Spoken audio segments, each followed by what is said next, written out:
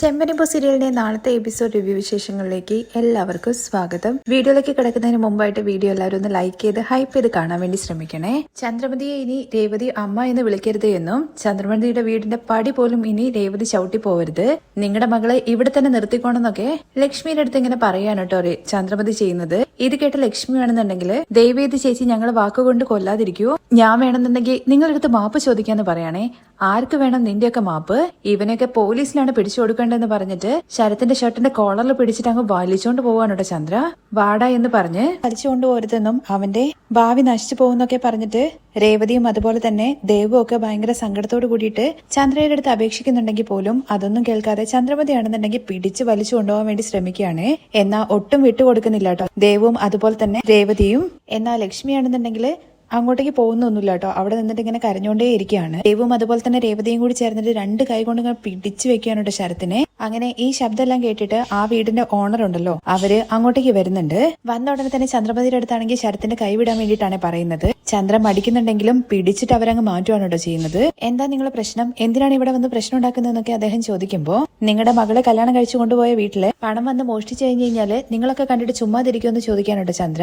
അത് എന്തോ ആയിക്കോട്ടെ, ഇവിടെ വെച്ചിട്ടൊരു പ്രശ്നം വേണ്ട, ഇത് എന്റെ വീടാണ്, നിങ്ങളുടെ പ്രശ്നം തീർക്കലൊക്കെ പുറത്ത് വെച്ചിട്ട് മതി, മര്യാദയ്ക്ക് എല്ലാവരും ഇവിടുന്ന് പൊക്കോണം. അവരുടെ വീടും അവര് പോവാൻ വേണ്ടി പറഞ്ഞതുകൊണ്ട് തന്നെ പിന്നെ അവരെ എതിർത്തിട്ട് ചന്ദ്രയ്ക്കൊന്നും പറയാൻ പറ്റാത്ത അവസ്ഥയാവാണ്.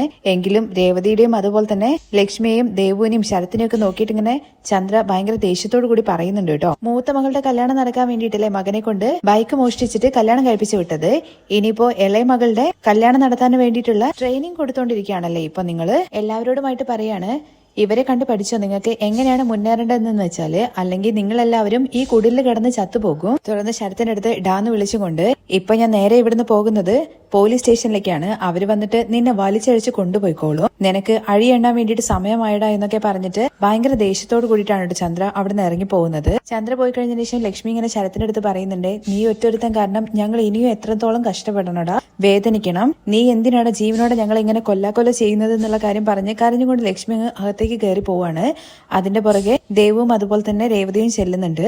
അവിടെ കൂടിയിരിക്കുന്ന എല്ലാവരും പോവുകയും ചെയ്യാണ്. സച്ചിയെ കാണിക്കുന്നുണ്ട് കേട്ടോ. സച്ചി അവിടെ വന്നിട്ട് ഇങ്ങനെ ആരോടത്തേക്കോ സംസാരിക്കുമ്പോഴൊക്കെ ആ ഭാഗത്തുള്ള ആൾക്കാരൊക്കെ ഈ വീഡിയോ ഇങ്ങനെ കാണുകയാണ് ചെയ്യുന്നത്. പക്ഷെ സച്ചിയാണെന്നുണ്ടെങ്കിൽ ഈ കാര്യങ്ങളൊന്നും അറിയുന്നില്ല. വീണ്ടും രേവതിയുടെ വീടാണ് കാണിക്കുന്നത്. രേവതി അതുപോലെ തന്നെ ലക്ഷ്മിയൊക്കെ ഓരോ മൂലക്കിലിരുന്ന് ഇങ്ങനെ കരഞ്ഞുകൊണ്ടിരിക്കുകയാണ്. ദേവു അമ്മയുടെ അരികിലേക്ക് ചെന്നിട്ട് പറയുന്നുണ്ട്, അമ്മ രാവിലെ മുതൽ ഒന്നും കഴിക്കാതിരിക്കല്ലേ, വന്നിട്ട് എന്തെങ്കിലും കഴിക്കുക, അല്ലെങ്കിൽ അമ്മ മയങ്ങി വീഴുവാണെങ്കിൽ വീഴട്ടെ, അങ്ങനെങ്കിലും ഞാനൊന്ന് ചത്തു പോവായിരുന്നെങ്കിൽ നന്നായേനെ. അമ്മ എന്തിനാ അമ്മ എങ്ങനെയൊക്കെ പറയുന്നത്, അമ്മയ്ക്ക് ശരീരത്തിന് എന്തെങ്കിലുമൊക്കെ സംഭവിക്കുന്നു പറയുമ്പോഴേക്കും രേവതി ആണെങ്കിൽ അമ്മ എന്തിനാ ഭക്ഷണം കഴിക്കാതിരിക്കുന്നത്, ദേവു നീ പോയിട്ട് ഭക്ഷണം എടുത്ത് വായെന്ന് പറയാണേ. ദേവു വേഗം തന്നെ അമ്മയ്ക്ക് വേണ്ടിയിട്ട് ഭക്ഷണം എടുക്കാൻ വേണ്ടി പോകുമ്പോഴേക്കും ലക്ഷ്മി ചോദിക്കുന്നുണ്ട് കേട്ടോ, എന്നെ കൊണ്ട് എങ്ങനെയാണ് കഴിക്കാൻ വേണ്ടി പറ്റുക, പുറത്ത് തല കാണിക്കാൻ വേണ്ടി പറ്റാത്ത അവസ്ഥയിൽ ഓരോന്ന് ചെയ്തു വെച്ചില്ലേ ഈ പാവി, ഞാനും നിന്റെ അച്ഛനുണ്ടല്ലോ കാശും പണമൊന്നും ചേർത്ത് വെച്ചിട്ടില്ല, പക്ഷെ കുറച്ച് അഭിമാനം ചേർത്ത് വെച്ചിട്ടുണ്ടായിരുന്നു, അതെല്ലാം പോയി, ഇനി മാനവും മര്യാദയോട് കൂടിയിട്ട് എങ്ങനെയാണ് പുറത്തിറങ്ങാൻ വേണ്ടി പറ്റുക, നിന്റെ അമ്മായിമ്മ വന്നിട്ട് പറഞ്ഞ വർത്താനമൊക്കെ കേട്ട് കഴിഞ്ഞ് കഴിഞ്ഞാല് ഞാൻ ഇനിയും ചാവാതിരിക്കുന്നതിൽ എന്തർത്ഥമാണുള്ളത്, അമ്മ എന്തൊക്കെയാ പറയുന്നത്, അങ്ങനെയൊന്നും പറയില്ലെന്ന് ദേവു പറയുന്നുണ്ട്. ഇവൻ ഒറ്റൊരുത്തം കാരണം ഇവളുടെ ജീവിതവും പോയി, ഇവളുടെ അടുത്ത് വീട്ടിലേക്ക് വരണ്ടെന്നുള്ള കാര്യം പറഞ്ഞിട്ടല്ലേ പോയത്. ഇത് കേട്ട നമ്മുടെ രേവതിക്ക് ഭയങ്കരമായിട്ട് വിഷമാവുന്നുണ്ട്. ശരത്താണെന്നുണ്ടെങ്കിൽ ഞാൻ പോയിട്ട് അവരുടെ അടുത്ത് സംസാരിക്കുക എന്ന് പറയുന്നുണ്ട്. നീ എന്താണ് പോയിട്ട് സംസാരിക്കാൻ വേണ്ടി പോകുന്നത്, ഇതിനു മുമ്പ് ഒരു തവണ ബൈക്ക് മോഷ്ടിച്ച സമയത്തല്ലേ നമ്മുടെ അച്ഛൻ നമ്മളെ വിട്ടിട്ട് പോയത്, ഇപ്പൊ നീ പോയിട്ട് അവരുടെ കയ്യിൽ നിന്ന് പണം മോഷ്ടിച്ചിരിക്കുന്നു, നിനക്ക് എങ്ങനെയാണ് ഈ ബുദ്ധിയൊക്കെ തോന്നുന്നത്, എന്തിനാണ് ഇങ്ങനെ ചെയ്തതെന്നൊക്കെ ചോദിച്ചിട്ട് രേവതി ഇങ്ങനെ അടിച്ചുകൊണ്ടിരിക്കുവാണ് ശരത്തിനെ. നീ ഇനി എന്റെ കൺമുമ്പ് പോലും നിൽക്കരുത്, ഇറങ്ങി പോടാ എന്നൊക്കെ പറയുന്നുണ്ട് കേട്ടോ രേവതി ഭയങ്കര ദേഷ്യത്തില്. ഞാനൊരിക്കലും പണത്തിന് വേണ്ടിയിട്ടല്ല ചേച്ചി മോഷ്ടിച്ചത്, പിന്നെ നീ എന്തിനാണെന്നുള്ള കാര്യം ചോദിച്ചിട്ട് ദേവും അവനെ അടിക്കുന്നുണ്ട്. ഞാൻ അവരുടെ വീട്ടിലേക്ക് പോയ സമയത്ത് എന്റെ ഒരു മോഷണമായി ചിത്രീകരിക്കാൻ വേണ്ടിയിട്ട് അവർ ശ്രമിച്ചു, ആ സമയത്ത് അവരെ പഴി വാങ്ങാൻ വേണ്ടിയിട്ട് എന്തെങ്കിലും ചെയ്യണമെന്ന് വിചാരിച്ചിട്ടാണ് ഞാൻ ഇങ്ങനെയൊക്കെ ചെയ്തത്, നീ എന്താണ് ചെയ്ത കാര്യത്തെ ന്യായീകരിക്കുകയാണോ, ആ ദേഷ്യത്തിൽ ഞാൻ അപ്പൊ ചെയ്തു പോയതാണ് ചേച്ചി, ഞാൻ ഇതുവരെ വേറെ ആരുടെ അടുത്തും മോഷ്ടിച്ചിട്ടില്ല, ചേച്ചിയാണ് സത്യം എന്ന് പറഞ്ഞിട്ട് തലയിൽ കൈവയ്ക്കുമ്പോഴേക്കും കൈയെടുത്ത് മാറ്റടാ എന്ന് പറഞ്ഞിട്ട് കൈയങ്ങ് തട്ടി വിടുവാണ് കേട്ടോ രേവതി. നീ എന്തൊക്കെ പറഞ്ഞു കഴിഞ്ഞാലും നീ ചെയ്തത് തെറ്റ് തന്നെയാണ്, അതും അവർ ഏത് തരത്തിലുള്ള ആളാണെന്നുള്ള കാര്യം അറിഞ്ഞിട്ടും നീ എന്തിനാണ് അവരുടെ അടുത്ത് പോയിട്ട് മോഷ്ടിച്ചത്, നിനക്ക് എവിടുന്നാണ് അതിനുള്ള ധൈര്യമൊക്കെ വന്നത്? എല്ലാം ചേച്ചി ആ ആന്റണി കൊടുത്ത ധൈര്യമായിരിക്കും, രണ്ടുപേരും കൂടി ചേർന്നിട്ട് ചെയ്ത പണിയായിരിക്കും ഇത്. അതേ ചേച്ചി, അവൻ തന്നെയാണ് ഈ ഐഡിയ തന്നതെന്ന് ശരത്തും പറയുന്നുണ്ട്. ഇതുകൊണ്ടൊക്കെയാണടാ ഞാൻ പറഞ്ഞത് പലതവണ അവനുമായിട്ട് കൂടരുത് എന്നുള്ള കാര്യം. എന്നിട്ട് ഇപ്പൊ അവസാനം കാര്യങ്ങൾ എവിടെ വന്ന് നിൽക്കുന്നെന്നുള്ള കാര്യം മനസ്സിലായില്ലേ? ഇപ്പൊ നീ അവനുമായിട്ട് കൂട്ടില്ല എന്നുള്ള കാര്യം മനസ്സിലാക്കിയതുകൊണ്ടല്ലേ അവൻ ആ വീഡിയോ പുറത്തു വിട്ടെന്ന് ദേവ് ചോദിക്കുമ്പോ, അല്ല, ആ വീഡിയോ അവന്റെ കയ്യിലല്ല,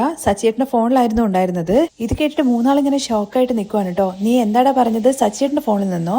അതെ, ഞാന് സച്ചിയേട്ടന്റെ അമ്മയുടെ കയ്യിൽ നിന്ന് പണം മോഷ്ടിച്ച് സച്ചിയേട്ടന് മുന്നേ അറിയാമായിരുന്നു. സച്ചിക്ക് അറിയായിരുന്നു എന്ന് ലക്ഷ്മി ഭയങ്കര ഞെട്ടലോട് കൂടി ചോദിക്കുമ്പോ, അതുകൊണ്ടാണ് സച്ചിയേട്ടൻ അന്ന് എന്റെ കൈ ഒടിച്ചത്. നീ എന്തൊക്കെയാണ് ഈ പറയുന്നത്?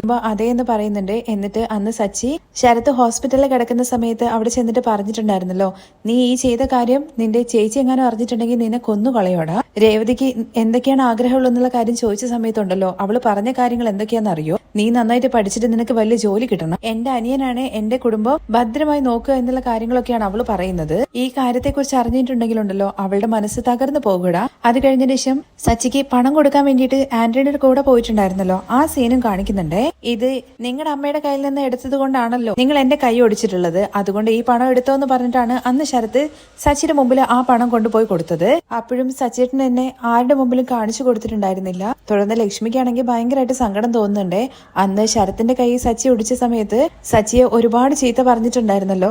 സത്യം എന്താന്നുള്ള കാര്യം അറിയാതെ സച്ചിയെ ഞാൻ ഭയങ്കരമായിട്ട് വേദനിപ്പിക്കുന്ന രീതിയിൽ സംസാരിച്ചിട്ടുണ്ടായിരുന്നു. സച്ചി ന്യായമായിട്ടുള്ള രീതിയിൽ തന്നെയാണ് നടന്നത്. നീ ചെയ്ത പണിക്കുണ്ടല്ലോ മറ്റാരെങ്കിലും ആണെന്നുണ്ടെങ്കിൽ പോലീസിൽ കൊണ്ടുപോയി കൊടുത്തേനെ നിന്നെ. എന്നാ സച്ചിയാണെന്നുണ്ടെങ്കിൽ അപ്പോഴും നീ നന്നായിട്ടിരിക്കണമെന്ന് മാത്രമാണ് വിചാരിച്ചത്. സച്ചിയെ പോയിട്ട് ഞാൻ തെറ്റിദ്ധരിച്ചല്ലോ എന്നൊക്കെ പറഞ്ഞിട്ട് ലക്ഷ്മിക്ക് ഭയങ്കരമായിട്ട് സങ്കടമാവുന്നുണ്ട്. അതുപോലെ തന്നെ സത്യങ്ങളെല്ലാം തിരിച്ചറിയുമ്പോൾ രേവതിക്ക് ചങ്ക് പൊട്ടുന്ന വേദനയിൽ കരഞ്ഞുകൊണ്ടിരിക്കുവാണ്. നിന്നെ അടിച്ചല്ലോ എന്ന് വിചാരിച്ചിട്ട് ഒരുപാട് തവണ ഞാൻ സച്ചേട്ടനെ ചീത്ത പറയുകയും ചോദ്യം ചെയ്യുകയും ഒക്കെ ചെയ്തിട്ടുണ്ട്. പക്ഷെ അപ്പോഴൊന്നും സച്ചേട്ടൻ എന്റെ അടുത്ത് ആ സത്യം ഒന്നും തുറന്നു പറഞ്ഞില്ല.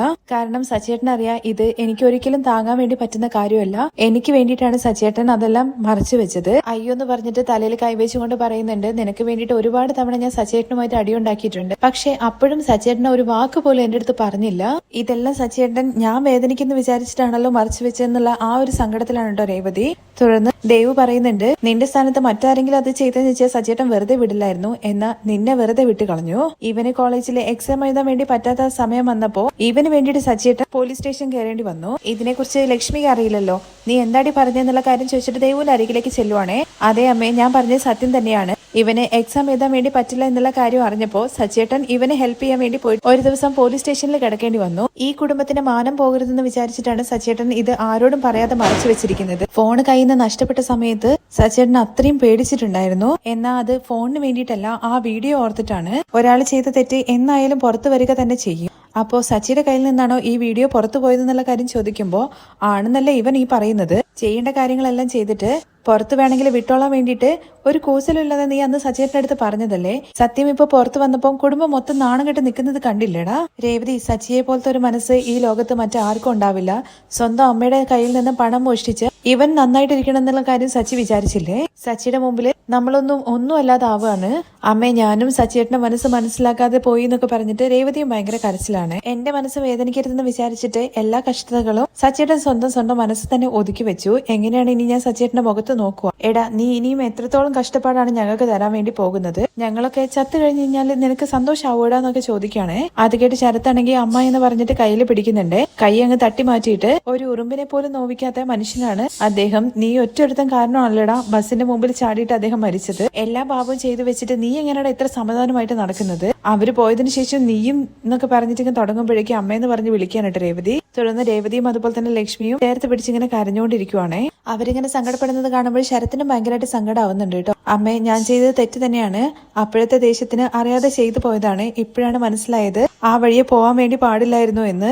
ആ വഴി ഞാൻ ഇനി ഒരിക്കലും പോവില്ല. നല്ല പോലെ ഞാൻ പഠിക്കുന്നൊക്കെ പറയുന്നുണ്ട് കേട്ടോ. നീ ഇനി പഠിച്ചിട്ട് എന്തുണ്ടാക്കാനാണെടാ? ഇവിടുന്ന് പോകുമ്പോ ആ സ്ത്രീ പറഞ്ഞത് നീയും കേട്ടതല്ലേ, പോലീസിൽ കംപ്ലൈന്റ് ചെയ്യാൻ വേണ്ടി പോകുകയാണെന്ന്. അവരുറപ്പായും അതുപോലെ തന്നെ ചെയ്യുകയും ചെയ്യും. നമ്മുടെ മേല് ഒരു തെറ്റും ഇല്ലെങ്കിലും നമ്മളെപ്പോഴും കുറ്റപ്പെടുത്തിക്കൊണ്ട് സംസാരിക്കത്തുള്ളൂ. ഇപ്പോ അവർക്കൊരു കാരണം കിട്ടിയത് കൊണ്ട് തന്നെ ഇനി കിടന്ന് തുള്ളും നീയൊക്കെ കാരണം ഞങ്ങളാണ് ബലിയാടാവാൻ വേണ്ടി പോകുന്നത്. ഇവളുടെ ജീവിതവും പോയി, നിന്നെയാണെന്നുണ്ടെങ്കിൽ ഇനി പിടിച്ച് ജയിലിലിടും, ഈ കുടുംബം മൊത്തത്തിൽ ഇല്ലാതാവാൻ വേണ്ടി പോകുകയാണെന്നൊക്കെ പറഞ്ഞിട്ട് ഭയങ്കര കരച്ചിലാണ് കേട്ടോ ലക്ഷ്മി. ഉടനെ തന്നെ രേവതിയാണെന്നുണ്ടെങ്കിൽ അമ്മ വാ എന്ന് പറഞ്ഞിട്ട് കൂട്ടിയിട്ട് മുറിയിലേക്ക് കൊണ്ടുപോവാണ് കേട്ടോ. തുടർന്ന് ചന്ദ്രയുടെ വീട്ടിലാണ് കാണിക്കുന്നത്. രവിയും അതുപോലെ തന്നെ ചന്ദ്രമതിയും സുധിയും ശ്രുതിയും മാത്രമേ ഉള്ളൂ കേട്ടോ. ശ്രുതിയാണെന്നുണ്ടെങ്കിൽ കിട്ടിയ അവസരമല്ലേ. അച്ഛ അന്ന് അവൻ വീട്ടിലേക്ക് വന്ന സമയത്ത് അവന്റെ മേലെ സംശയം തോന്നിയിട്ട് അവനെ ചെക്ക് ചെയ്യണം എന്നുള്ള കാര്യം ഞാൻ പറഞ്ഞിട്ടില്ലായിരുന്നോ? ഇപ്പച്ച എന്തായാലും അത് ശരിയായില്ല എന്നുള്ള കാര്യം ചോദിക്കുന്നുണ്ട്. അതും ചെറിയൊരു മടിയോട് കൂടിയിട്ടാ ചോദിക്കുന്നത്. പക്ഷെ കിട്ടിയ അവസരമാണെന്നുണ്ടെങ്കിൽ മുതലെടുക്കണല്ലോ, അതിനുവേണ്ടി ചോദിച്ചതാണ്. പക്ഷെ രവിയുടെ നോട്ടം കാണുമ്പോൾ ശ്രുതിയാണെങ്കിൽ വല്ലാതെ അങ്ങനെ സംസാരിക്കാതെ മിണ്ടാതെ നിൽക്കുന്നുണ്ട്. തുടർന്ന് ചന്ദ്രമതിയായിട്ടാ പറയുന്നത്, നിങ്ങളടുത്ത് ഞാൻ എത്ര തവണ പറഞ്ഞതാണ് അതുപോലത്തെ ഒരു കുടുംബത്തിൽ നിന്ന് നമുക്ക് ബന്ധം വേണ്ട വേണ്ട എന്ന്. അപ്പൊ നിങ്ങൾ കേട്ടതുമില്ല. അതുമാത്രമല്ല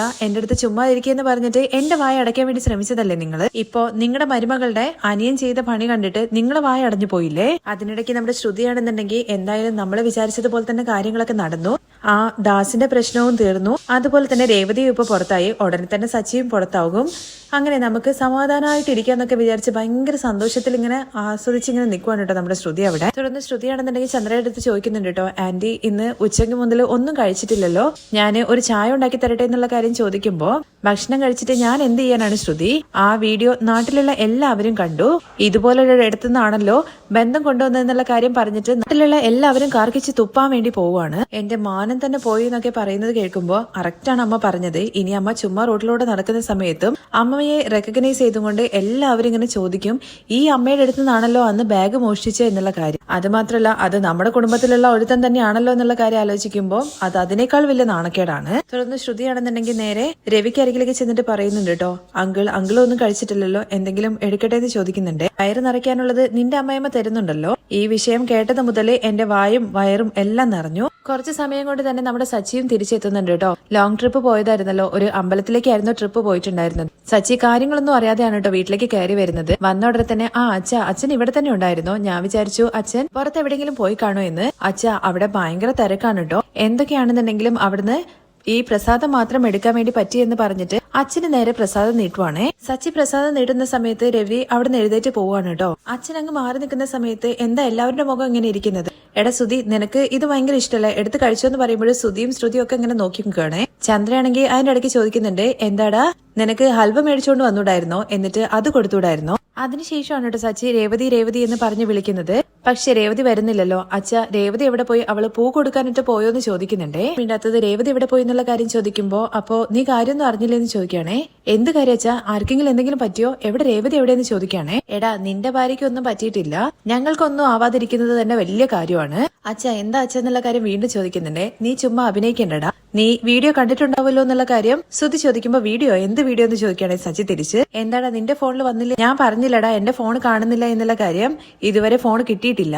അതുകൊണ്ടാണല്ലേ നിനക്ക് കാര്യം അറിയാത്തത്. നീ ഇടയ്ക്കിടയ്ക്ക് ഇവിടെ ഒരു കുറിപ്പടം ഓടിക്കാറുണ്ടല്ലോ. ഇന്ന് ഞാന് നിന്റെ ഭാര്യ വീട്ടിലെ ഒരു കുറിപ്പടം കാണിച്ചു തരാ എന്ന് പറഞ്ഞിട്ട് ആ വീഡിയോ നമ്മുടെ സച്ചിക്ക് അങ്ങ് കാണിച്ചു കൊടുക്കുവാണ്. വീഡിയോ കണ്ടിട്ട് നമ്മുടെ സച്ചി ഷോക്കായിട്ട് നിൽക്കുകയാണ്. നിന്റെ അളിയൻ ചെയ്ത പണി കണ്ടില്ലേ? നമ്മുടെ അമ്മയുടെ കയ്യിൽ നിന്നാണടാ പണം മോഷ്ടിച്ചത്. ഈ വീഡിയോ നിനക്കാരുടെ അയച്ചതെന്നുള്ള കാര്യം ചോദിക്കുമ്പോൾ നാട്ടിൽ എല്ലാവർക്കും അയച്ചു കൊടുത്തിട്ടുണ്ടടാ. സോഷ്യൽ മീഡിയയിൽ ഇപ്പൊ ട്രെൻഡിങ് ആയിട്ട് പോയിക്കൊണ്ടിരിക്കുകയാണ്. പട്ടാപ്പകല് ഒരുത്തൻ മോഷ്ടിച്ചോണ്ട് പോകുന്നത് എല്ലാവരും കണ്ടോണ്ടിരിക്കുകയാണടാ. എന്താടാ പറഞ്ഞത് നെറ്റിൽ വന്നു എന്നുള്ള കാര്യം ചോദിക്കുകയാണെ. അത് കേട്ടോടെ തന്നെ ശ്രുതിയാണെങ്കിൽ, എന്താ സച്ചി ഈ വിഷയം നിനക്ക് ആദ്യം അറിയില്ലായിരുന്നോ, അല്ലെങ്കിൽ ഫസ്റ്റ് ടൈം ആയിട്ടാണ് അത് കാണുന്നതെന്ന് ചോദിക്കുന്നുണ്ടേ. എടാ നീ നിന്റെ ഭാര്യ വീട്ടുകാരെ കുറിച്ചിട്ട് എപ്പോഴും ഓരോന്ന് പറയുകയും തലയിലേറ്റ് വെച്ച് കൊണ്ടാടുകയും ചെയ്യാറുണ്ടായിരുന്നല്ലോ. ഇപ്പൊ നിന്റെ അളിയനുണ്ടല്ലോ, അവനാണ് എന്റെ പണം മോഷ്ടിച്ചത്. ഒരു മോഷ്ടാക്കളുടെ കുടുംബമാണടാ അത്. ഇതൊന്നും കേട്ടിട്ട് സച്ചി ഒന്നും മിണ്ടുന്നില്ല കേട്ടോ. തുടർന്ന് ശ്രുതി ചോദിക്കുന്നുണ്ട്, നീ വലിയ ന്യായമൊക്കെ സംസാരിക്കുമല്ലോ, ഇപ്പൊ ഇത് കണ്ടിട്ട് നിനക്ക് എന്താടാ പറയാനുള്ളത്? നമ്മുടെ അമ്മയെ താഴെ തള്ളിയിട്ട് കൊല്ലാൻ വരെ ശ്രമിച്ചു പണം മോഷ്ടിക്കുന്നതിന്റെ ഭാഗമായിട്ട് നീ ഇപ്പോ എന്താണ് ചെയ്യാൻ വേണ്ടി പോകുന്നത്? ശ്രുതി പറയുന്നത് കേട്ടിട്ട്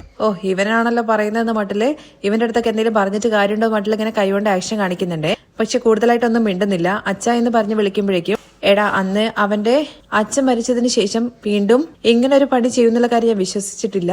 എനിക്ക് ഇപ്പോഴും വിശ്വസിക്കാൻ വേണ്ടിയിട്ട് പറ്റുന്നുമില്ല. എന്നാ അവൻ ഇങ്ങനെ ഒരു കാര്യം ചെയ്തല്ലോ. നിന്റെ അമ്മ എന്റെ അടുത്ത് ചോദിക്കുന്ന ചോദ്യങ്ങൾക്ക് എനിക്ക് ദേഷ്യം വരുന്നുണ്ട്, പക്ഷെ അതിന് മറുപടി ഇല്ല എനിക്ക്. ഇത് കേട്ട ചന്ദ്രയാണെങ്കിൽ ഇപ്പോഴാണ് രവിയേട്ടൻ കറക്റ്റ് ആയിട്ട് പറഞ്ഞത്. പിന്നെ കൂടുതലൊന്നും സംസാരിക്കാൻ നിൽക്കാതെ രവി അവിടുന്ന് പോവാണ് കേട്ടോ ചെയ്യുന്നത്. അതിനുശേഷം രേവതി അവളുടെ വീട്ടിലാന്ന് ചന്ദ്ര പറയുന്നുണ്ട്. ഇപ്പൊ എനിക്ക് മനസ്സിലായി എന്തൊക്കെയാ നടന്നതെന്നുള്ള കാര്യം. ഞാൻ എന്തായാലും രേവതിയെ പോയി കണ്ടിട്ട് വരാം എന്ന് പറയുന്നുണ്ട്. നീ അവളെ കാണേ, സംസാരിക്കേ, എന്ത് വേണമെങ്കിലും ചെയ്തോ, പക്ഷെ അവളെ കൂട്ടിയിട്ട് ഇങ്ങോട്ട് വരരുത്. അതെന്താ നിങ്ങൾ അങ്ങനെ പറഞ്ഞത്? അവള് ഈ വീട്ടിലെ മരുമകളാണെന്ന് പറയുമ്പോ നീ വേണമെങ്കിൽ നിന്റെ ഭാര്യ എന്നുള്ള കാര്യം പറഞ്ഞോ, പക്ഷെ അവള് ഈ വീട്ടിലെ മരുമകളല്ല. അവള് ഇവിടെ വരാൻ വേണ്ടി പാടില്ല. അത് തന്നെ ഞാൻ ചോദിച്ചത്, എന്താണ് അവൾ ഇങ്ങോട്ട് വരാൻ വേണ്ടി പാടില്ല എന്ന് നിങ്ങൾ പറയുന്നത്? എന്റെ കയ്യിൽ നിന്ന് പണം മോഷ്ടിച്ച കുടുംബമാണ്. ആ വീഡിയോ കണ്ടപ്പോ എനിക്ക് എത്രത്തോളം കത്തി എരിഞ്ഞു എന്നുള്ള കാര്യം നിനക്ക് അറിയോ? നേരെ പോയിട്ട് ഞാൻ അവനെ ചെരുപ്പാല അടിച്ചു എന്ന് പറയണേ. ചെരുപ്പോണ്ട് അടിച്ചെന്നോ? നിങ്ങൾ എന്തിനാ അതൊക്കെ പോയി ചെയ്തത്? പിന്നെ അവൻ ചെയ്ത പണിക്ക് അവനെ മാലയിട്ട് സ്വീകരിക്കണോ എന്നുള്ള കാര്യം ശ്രുതി ചോദിച്ചിട്ട് ഇടയിൽ കയറുന്നുണ്ട്. നിന്റെ അടുത്തല്ല ഞാൻ സംസാരിച്ചത്, നീ മിണ്ടാതിരുന്നോ? വീണ്ടും ചന്ദ്ര പറയുന്നുണ്ട് അവള് ഇവിടെ വരാൻ വേണ്ടി പാടില്ല എന്ന്. അത് നിങ്ങൾ എങ്ങനെയാ പറയാ? ഇത് എന്റെ വീടാണ്. ഇവിടെ ആര് നിക്കണ്ടെന്ന് തീരുമാനിക്കുന്നത് ഞാനാണ്. ആ കുടുംബത്തിലെ പെണ്ണ് ഇവിടെ വരാൻ വേണ്ടി പാടില്ല എന്ന് പറയുമ്പോൾ ശരി, ആ കുടുംബത്തിലെ പെണ്ണ് ഇവിടേക്ക് വരില്ല, പക്ഷെ എന്റെ ഭാര്യ വരും ഇങ്ങോട്ട്. അവളെ ഞാൻ കൂട്ടിക്കൊണ്ടുവരും. രേവതി ഒരു തെറ്റും ചെയ്തിട്ടില്ല. അവളിങ്ങോട്ട് വരാൻ വേണ്ടി പാടില്ല എന്ന് ചന്ദ്ര വീണ്ടും പറയുമ്പോൾ അവള് എന്റെ ഭാര്യയാണ്, അവളെയും കൂട്ടിയിട്ട് ഞാൻ ഇങ്ങോട്ട് വരും എന്ന് പറഞ്ഞിട്ട് ചന്ദ്രമതിയെ വെല്ലുവിളിച്ചിട്ട് സച്ചി അവിടുന്ന് ഇറങ്ങുവാണ്. സച്ചി അങ്ങ് പോയി കഴിഞ്ഞ ശേഷം അമ്മ കൂട്ടിക്കൊണ്ടുവരുതെന്ന് പറഞ്ഞിട്ടും അവൻ എന്താ പറഞ്ഞിട്ട് പോകുന്നുള്ള കാര്യം ചോദിക്കുമ്പോ എന്തൊക്കെ സംഭവിച്ചാലും അവളെ ഈ കുടുംബത്തിൽ ഞാൻ കേട്ടില്ല. അവൻ ചെയ്യേണ്ടത് ചെയ്യട്ടെ, ഒരിക്കലും അവളെ ഞാൻ ഈ വീട്ടിൽ വാഴിക്കില്ല എന്നൊക്കെ പറഞ്ഞിട്ട് ചന്ദ്ര അങ്ങ് പോവാണ് ഇവിടെ ചെയ്യുന്നത്. ആ രംഗത്തോട് കൂടിയിട്ടാണ് എപ്പിസോഡിന്റെ റിവ്യൂ അവസാനിക്കുന്നത്. ബാക്കി വിശേഷങ്ങൾ കേൾക്കാൻ താല്പര്യമുണ്ടെന്നുണ്ടെങ്കിൽ നെക്സ്റ്റ് എപ്പിസോഡിൽ കമന്റ് ചെയ്യണേ. Thank you.